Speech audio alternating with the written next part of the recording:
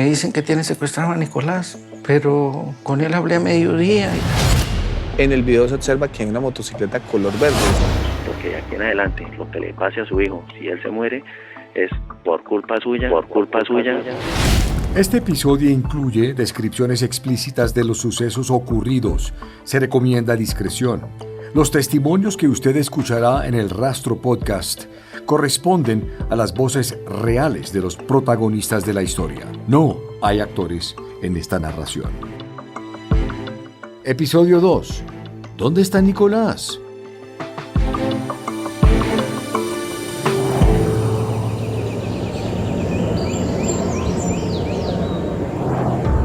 El 18 de agosto del año 2020, Nicolás Ayala, un humilde joven de 20 años, fue secuestrado en el municipio de Lebrija, departamento de Santander. Su padre es Carlos Ayala y trabaja como transportador desde hace varios años. Por eso nadie entiende por qué alguien querría hacerle daño a esta familia. Después de 2 meses de búsqueda, las autoridades están tras la pista de un hombre, al parecer responsable de varias llamadas hechas al padre del joven, exigiendo 120 millones de pesos por su liberación. ¿Quién es este hombre? Así continúa la historia de Wendy Heredia, enemigo cercano.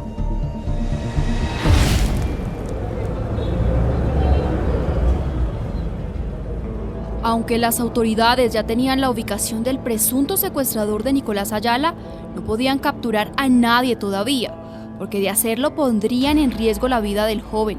Aún se desconocía su paradero, y quien podría tener esa información era Ricardo Jaimes, principal sospechoso para las autoridades. El investigador Manuel Espitia le contó detalles del caso mientras hablábamos en su oficina. Ahora nuestra labor se encaminaba era a saber, Ricardo, qué movimientos hacía. Nosotros tomamos en renta una casa y estuvimos vigilándolo a él todo el tiempo. Él hacía las llamadas, entonces tendría que haber otra persona u otras personas que estaban custodiando al secuestrado y no estaban en el mismo lugar de residencia de Ricardo. Llama un dato la atención y es conocer quién más está con él vinculado al secuestro. Mientras avanzaba la investigación, Carlos Ayala, padre de Nicolás, recibió una nueva llamada el 1 de septiembre de 2020. A continuación escucharán la voz original del secuestrador, suministrada por las autoridades. En este momento yo le había dado la palabra a su hijo de que yo me iba a responsabilizar por él para que no le sucediera nada malo. Pero Carlos, guiado por los investigadores, trató de mantenerse firme. Yo le dije, no, yo quiero hablar con mi hijo. Si no hablo con mi hijo, ¿yo cómo le voy a entregar plata sin saber si él está muerto o está vivo? ¿Qué pasa con él? Yo le dije, mire, hermano, si usted no me deja hablar con mi hijo, yo no le entrego ni un peso. Pero en ese momento Carlos no tuvo respuesta. El 2 de septiembre, 15 días después del secuestro de Nicolás, llegó un nuevo video. Pero esta vez el joven se ve mucho más asustado y llorando. Este audio es del video original. Yo quiero estar con ustedes, perdónenme por no ser el hijo perfecto. Pero por favor, tienen que hacer lo que ellos les digan, porque si no a mí me van a matar.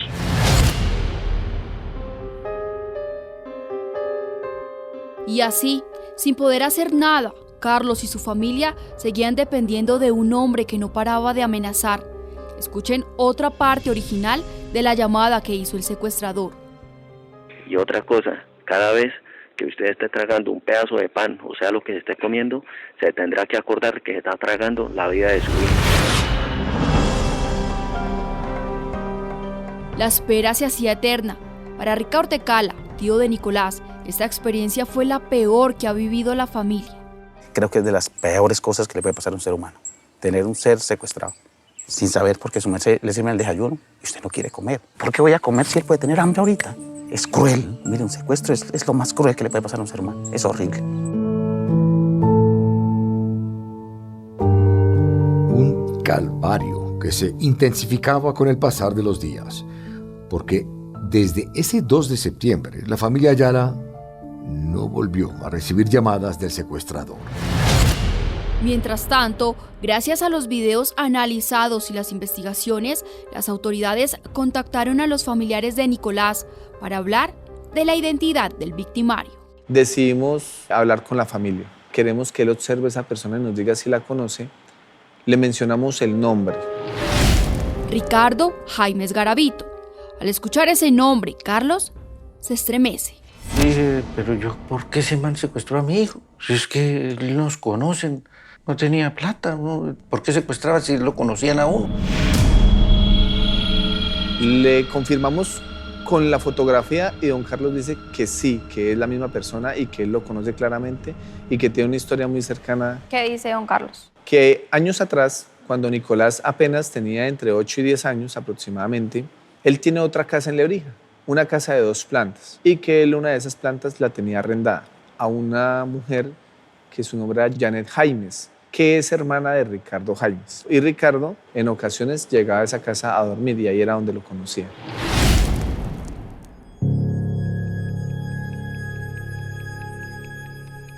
Pero este no fue el único detalle que reveló el padre de Nicolás. El investigador Espitia lo explica. Manifiesta don Carlos que Janet tenía un hijo de la misma edad de Nicolás que se llama Yesid, que habían jugado de hecho de niños. Toda la familia Ayala conocía a Ricardo Jaimes y a Yesid. Sin embargo, María Paula Cala, prima de Nicolás, guarda cierta reserva al referirse a la amistad entre Yesid con su primo.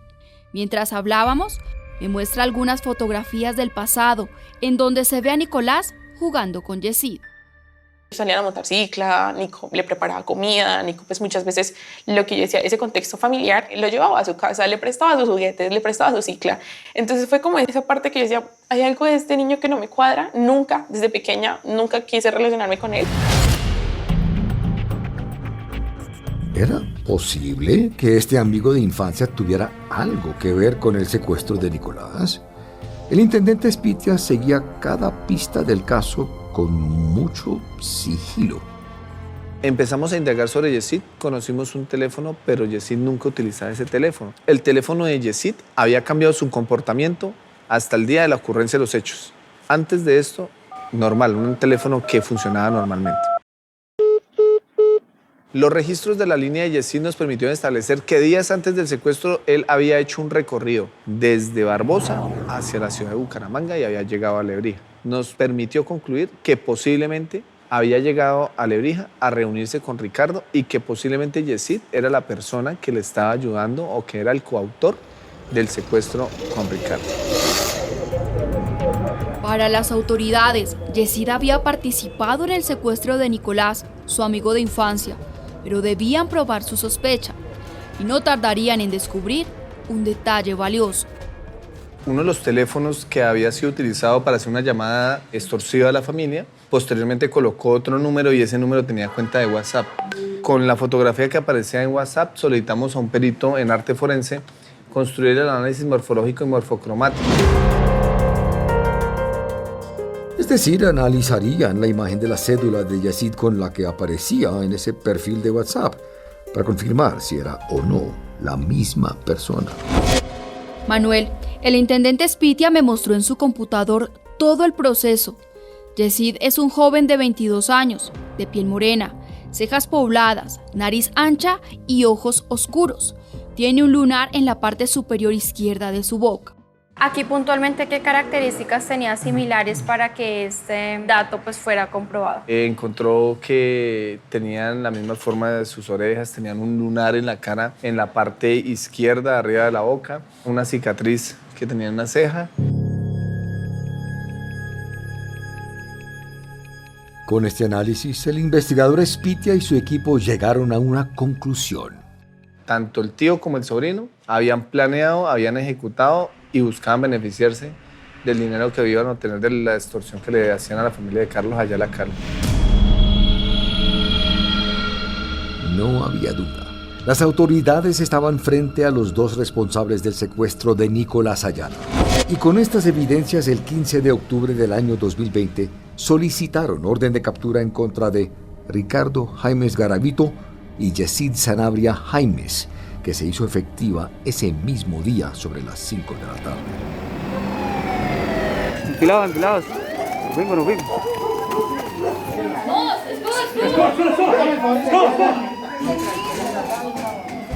Manuel, cuando las autoridades llegaron a la casa de Ricardo Jaimes, el hombre vestía una pantaloneta de colores vivos y camiseta verde con franjas amarillas. Al ver a los uniformados, se arrojó al piso sin oponer resistencia y guardó silencio. Siendo capturado por el Gaula de la policía por el delito de secuestro extorsivo, mediante orden judicial expedida por el Juzgado Octavo Penal de Garantías. Tiene derecho a una llamada para informar el motivo de su captura y tiene derecho a un abogado. Si no tiene presupuesto para pagar un abogado, el Estado le otorgará uno de oficio. ¿Entendió sus derechos? Nombre completo: Ricardo Jaimes Garavito. Luego en la noche llegaron a la casa de Yesid Zanabria Jaimes.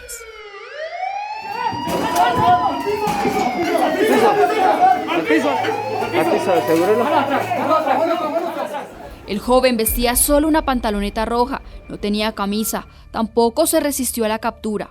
Ambos fueron presentados junto a varios elementos recaudados, incluyendo la motocicleta verde.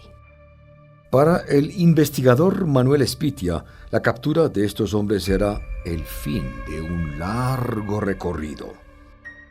Fueron capturados simultáneamente. Ricardo, haciendo uso del derecho a guardar silencio, inicialmente manifiesta que él quiere aclarar y que él no tiene nada que ver con ese caso de secuestro. O sea, él totalmente negaba todo lo que había sucedido y que nosotros ya podíamos demostrar a través de pruebas. Y en cuanto a Yesid. En cuanto a Yesid, no manifestaba ninguna situación. Él decía que iba a ser asistido por un abogado, que él no tenía ningún conocimiento. Para darme más detalles del caso, el patrullero del Gaula de la policía, Jorge Silva, quien estuvo presente en la captura de los hombres y hace parte del equipo de investigadores, me mostró algunas de las pruebas recaudadas. Se encuentran elementos materiales probatorios como son el casco, la camisa en la cual él utilizó el día del secuestro, teléfono, la SIM card. Inclusive se encontró hasta la llave del motocarro en el cual Nicolás trabajaba. Los hombres señalados del secuestro de Nicolás parecían sorprendidos. Se aseguraron que no sabían la razón por qué habían sido capturados. Así, el paradero del joven secuestrado seguía siendo un misterio. Ambos fueron puestos a disposición de un juez de control de garantías en Bucaramanga, capital de Santander, lugar en donde visité a Marisol Rodríguez, directora seccional de Fiscalía en ese departamento, quien caminando por los pasillos rumbo a su oficina me contó que para el día de la captura, la entidad tenía cómo probar la responsabilidad de los sospechosos. ¿Cuáles eran los elementos materiales probatorios en contra de estos dos hombres? Seguimiento, interceptación de llamadas y ubicación de CDRs. Esto nos ayuda a ubicar los secuestradores, identificarlos y mirar que tenían mucha cercanía con la familia. Los secuestradores ya estaban capturados. Ahora la pregunta era, ¿dónde estaba Nicolás? Manuel, hablé también con el coronel William Morales, subdirector antisecuestro y antiextorsión nacional del Gaula Policía, un hombre joven, pero con una trayectoria destacada en este tipo de investigaciones. Lo que manifestaron inicialmente era que no habían hecho parte de este suceso, que no tenían conocimiento y por ende pues no quisieron aportar mayor información. Lo primero que le preguntamos fue el paradero de Nicolás, a lo cual respondieron de manera negativa. Pero ambos hombres estaban contra la pared, por eso la presión hizo lo suyo, y 3 días después de su captura, es decir, el 18 de octubre del año 2020, Ricardo Jaimes decidió hablar. Así es, y lo hizo en la primera audiencia. Ricardo Jaimes, ¿me escucha? Por favor, habilite el micrófono para su presentación. Mi nombre es Ricardo Jaimes Garavito.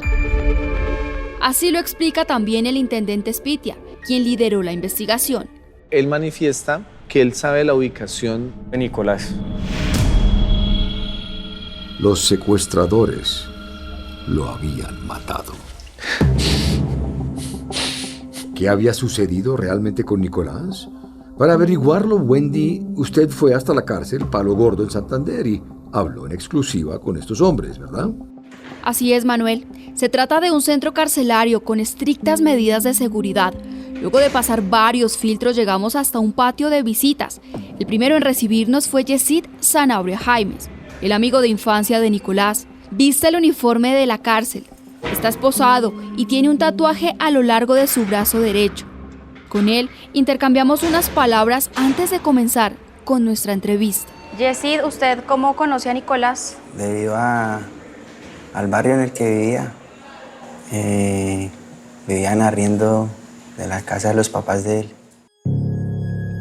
A diferencia de Yesid, recuerdo tanto a Manuel que Ricardo Jaimes hablaba más fuerte y parece estar dispuesto a responder todas mis preguntas. Lo entrevisté más tarde y aunque también estuvo esposado todo el tiempo, llevaba una especie de cuaderno en sus manos. Nicolás, poco conocí de él. La verdad, yo no conocía con ellos, nunca tuve una relación de decir, lo distinguí, de cruzar palabras con él. Nunca lo conocí realmente. Con una leve sonrisa, Yesid recuerda a qué se dedicaba antes de que comenzara esta lamentable historia. Estaba trabajando juicioso, ¿para qué?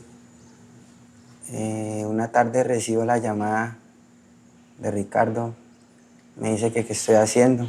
Entonces, pues yo le digo nada, que estaba trabajando, que estaba pesado el trabajo. Pues él me dice que tenía unas cosas por hacer, que si le quería ayudar, pues que era la única persona que le inspiraba confianza en el momento como para hacer algo. Pues yo le dije que sí, que contara conmigo. ¿Por qué querían secuestrar a alguien? Por plata. ¿Cuál fue el plan? ¿Qué era lo que iban a hacer? Pues la idea fue secuestrarlo y pedir rescate por él. ¿Y liberarlo? Sí, matarlo? Claro. No, la idea era soltarlo. ¿Cuál era su papel dentro de este plan? En ese plan, pues, yo era el que el cuidaba de él, de que estuviera bien, no le pasara nada.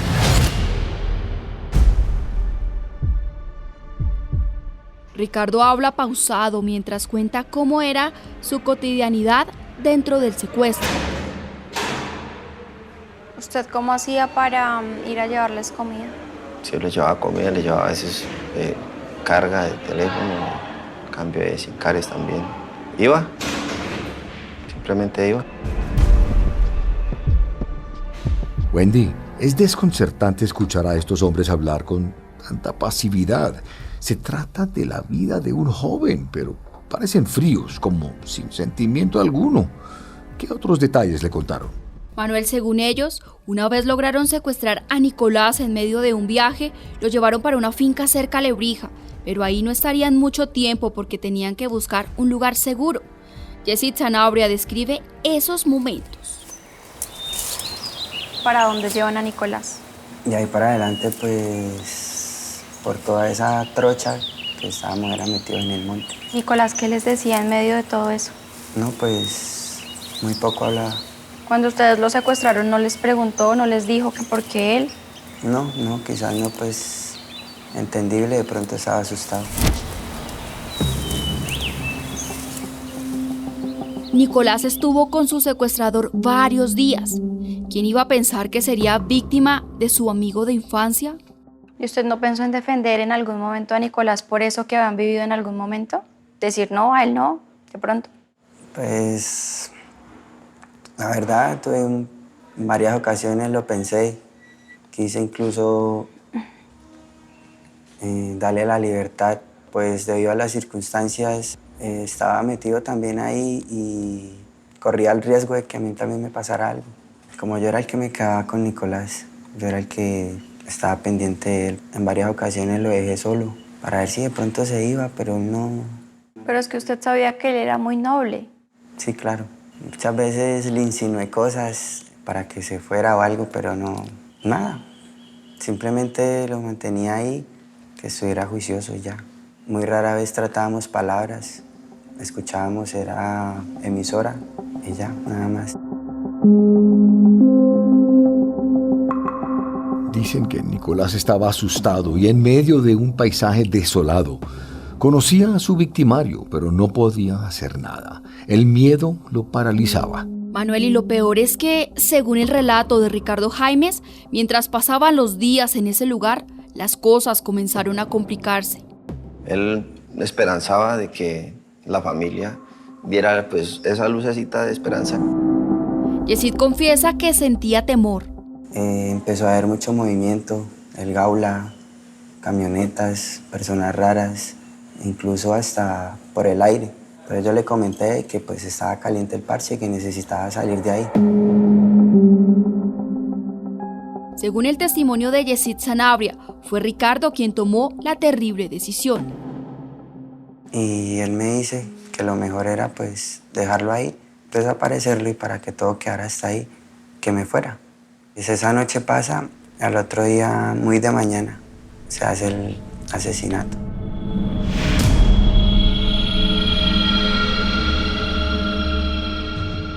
Esta misma versión fue la que Ricardo Jaimes entregó a las autoridades. Según él, Nicolás había sido asesinado y enterrado en el mismo lugar donde lo tenían en cautiverio. Pero antes de que las autoridades dieran la noticia, la familia Ayala debían confirmar la veracidad de esta información. Manuel, ese mismo día, sobre las 2 de la tarde, los investigadores fueron desde Bucaramanga hasta la zona rural del municipio de Girón, siguiendo las indicaciones de Ricardo Jaimes. Estuvimos con las autoridades en ese mismo lugar, conocido como la vereda El Carrizal. El calor era intenso mientras recorríamos una zona boscosa, hasta que el intendente Spitia se detuvo en una zona llena de maleza. Iniciamos el recorrido selva adentro y llegamos a un punto donde Ricardo, quedándose pensativo, se coloca a llorar y nos dice que ese es el lugar donde está el cuerpo de Nicolás. Los investigadores nos permitieron conocer las imágenes del día del hallazgo. El perito forense Andrés Fuentes Torres nos describe el lugar señalando hacia su izquierda. ¿Dónde encuentran el cuerpo de Nicolás? Se puede observar que es una zona boscosa, está acordonado el lugar y el cuerpo se ubica más o menos aquí en este sector. En las imágenes originales del hallazgo, a las que tuvimos acceso, se observan los peritos acompañados de un perro especializado en la búsqueda de cadáveres. El animal recorre una zona terrosa en donde no hay plantas. Los criminalistas hacen su labor y encuentran el cuerpo. El perito continúa su relato. ¿Qué heridas presentaba? El cuerpo, al verificarlo, al realizar la inspección técnica cadáver, se puede apreciar que tiene una herida abierta con bordes irregulares sobre la parte del cuello, muy probablemente ocasionado por un arma cortopunzante. ¿El cuerpo en qué estado se encontraba? El cuerpo ya se encontraba en sus inicios de la etapa de descomposición. Las autoridades no tenían duda de que ese cuerpo era el de Nicolás Ayala. Tenía la misma ropa que vestía en los videos que enviaron los secuestradores. Por favor, papá, sáqueme de aquí. Yo no me quiero morir acá, papá. El coronel William Morales asegura que los captores no tenían la intención de liberarlo. Desde la planeación de la actividad criminal, sus captores nunca pensaron devolverlo. Es por eso que ellos nunca se preocuparon por cubrir su identidad. Hablar con Ricardo Jaimes sobre la muerte de Nicolás Ayala es, por decirlo menos, escalofriante. ¿Quién mató a Nicolás? Yo digo que entre yo y mi sobrino. ¿Usted fue quien usó el arma cortopunzante? Sí. ¿Rogó por su vida? ¿Nicolás le pidió que no lo matara? Solamente decía que no quería ir al infierno. Que él no quería ir al infierno, era lo único que decía. Y la pasividad de Yesid, sobrino de Ricardo, realmente aterra. ¿Y usted se quedó ahí viendo? Sí. Sin hacer nada. Pues, ¿qué podía hacer? Ricardo Jaimes habla sin sonrojarse. ¿Y usted en ese momento no pensó en detenerse? Por eso le digo que aunque a veces uno no quiere hacer cosas, pero las hace. Y uno después dice, bueno, ¿y por qué la hice? Según la necropsia, Nicolás Ayala, de 20 años, murió desangrado, producto de múltiples heridas en su cuello. Y confirmada la información, las autoridades se comunican rápidamente con la familia de Nicolás. Para Carlos Ayala, padre del joven, el mundo se vino abajo. Me llamó el Gaula.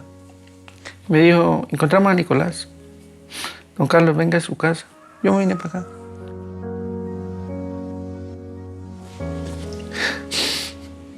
Y lo encontramos debajo de la tierra. Y nadie siente el dolor que siento yo.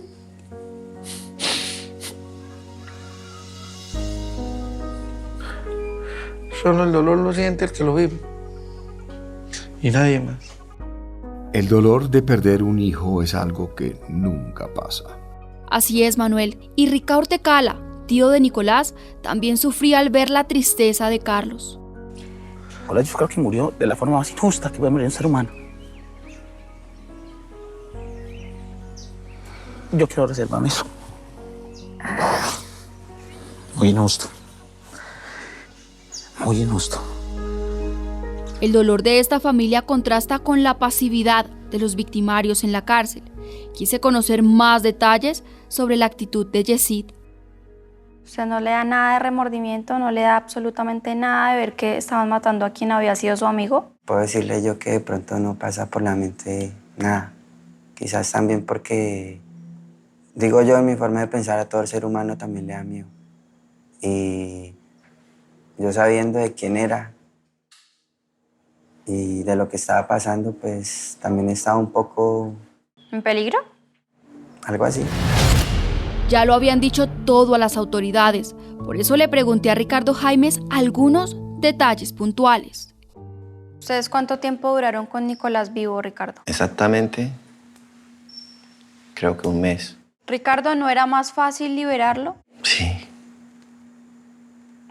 Sí, hubiera sido posible. Y yo busqué todas las maneras, las busqué de una u otra manera, por la presión tal vez, o no sé, la impotencia de pronto de poder, no sé, fue algo complicado. El 6 de diciembre del año 2021, el Juzgado Primero Penal del Circuito Especializado de Bucaramanga condenó a Ricardo Jaimes Garavito y su sobrino Yesid Sanabria Jaimes por el secuestro y homicidio de Nicolás Ayala Cala. Fueron condenados a 28 años y 6 meses de prisión. ¿Ellos tienen derecho a alguna rebaja de pena? La pena fue establecida en el preacuerdo. Ellos estuvieron de acuerdo con esa pena al hacer o realizar el preacuerdo.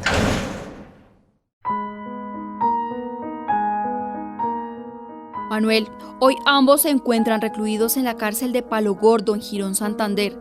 Desde allí pidieron perdón a los familiares de Nicolás. Ricardo mira su cuaderno. Allí tiene un escrito con su letra sobre el significado de perdonar. Que me perdonen. Yo he orado mucho por ellos. Todos los días oro por ellos, por sus familias. Todos los días. Para que yo los guarde, los bendiga, que les dé paz, tengan tranquilidad. Y Yesid, por su parte, aunque sigue pasivo, asegura que espera recibir ese mismo perdón. Quizás en algún momento puedan hallar la manera de perdonarme, pues se lo agradecería. Solo puedo decirles que estoy arrepentido.